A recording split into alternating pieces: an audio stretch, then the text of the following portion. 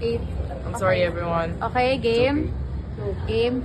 Eldrew, 8th place finish. You started off 15. Yeah. Tapos umakit ka sa 8. Anong pakiramdam mo doon? Sobrang saya po kasi yun nga, even though hindi ako nakapasok sa top 3, I still managed to get the top 8 or less than the top 10. I'm still proud of myself because I finished in the qualification 15, but now I finished at 8.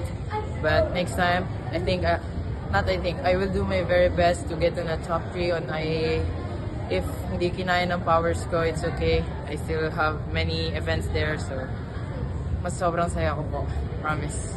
Drew, naging maganda yung fly exercise mo going into your final tomorrow. Kano kataas na rin yung confidence? Sobrang taas na po ng confidence ko kasi magbababa po ako ng isang element ng 0.1 kasi I hurt myself po during my vault earlier, so I think magbababa lang po ako ng 0.1, so there's no much a difference, but ayun nga po, maglilinis na lang po ako ng routine para ma-achieve po yung silver or gold or bronze or kahit ano pa man yan. Lilinisan ko na lang po. Po? Sorry. What's that po? For safety. Yeah, for safety na lang po ako ngayon. Left to right. Ano nangyari, Eldrew? Kwento mo sa amin. I really don't know. Bigla na lang po kasi siya sumakit nung nagtatalon-talon po ako. But I think sa triple twist po sa vault earlier, siguro nag-deep landing ako. So, ayun po. Right ankle. Yeah, right ankle. Kumusta siya ngayon?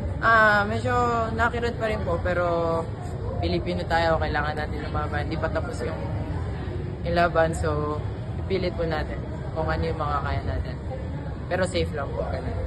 Kaya naman, kaya. Kayang-kaya po. Kayang-kaya. Drew, more or less yung mga nakalaban mo din sa all around, papakita ulit sa mga parating tayo ng punta. Siguro, ano lang, nararamdaman mo heading into that first exercise? Mananatili pa rin po akong kalmado kasi pag nag-pressure pa po ako sa sarili ko, baka mas lalo po akong ma-injured or hindi maganda kakalabasan. So, I still need to be calm or just lay low or something like that. Eldrew, kanina nakausap ko yung father mo. He said, hindi daw siya makapaghintay sa araw na magpropose daw kayo ni Carlos in the same events. Just your thoughts on his belief na mangyayari yun in the future? It will happen po, pero as a team naman po kami. Pero in IAA, siguro, yun nga. Pero I'm more thinking about the teammates kasi yun nga, this past few, three Asian Championship, wala po akong ka-team. So, medyo nakakalungkot kasi wala nga po akong ka-team. But, ngayon nagkaroon ako ng team, and nung Korea nagkaroon din ako ng team. So, medyo masaya po pala pag nagkaroon ng team, kaya di na rin po ako makapagantay na maging senior at maging ka-team mo na rin po sila sa mga Worlds or sa Olympics po. Any pointers from Coach Mune? Any ano po? Pointers. Parang ano yung kailangan mo improve for yung next mo, ano?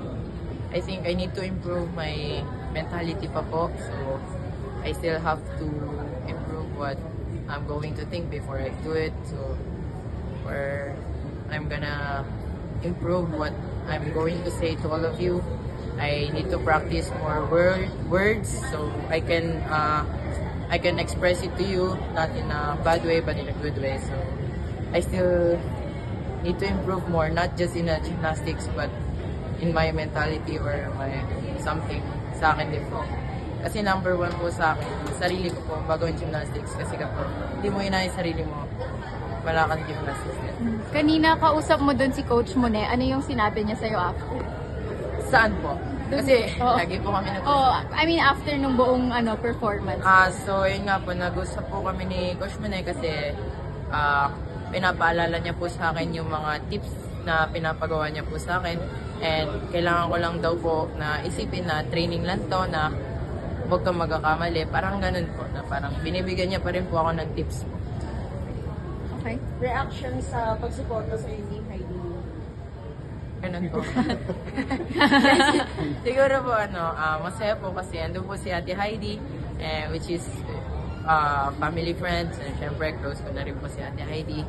nagpapasalamat po talaga ako sa kanila dahil nandito po yung dalawang gold medalist natin. Kahapon po si Kuya, and then ngayon po si Ate Heidelin.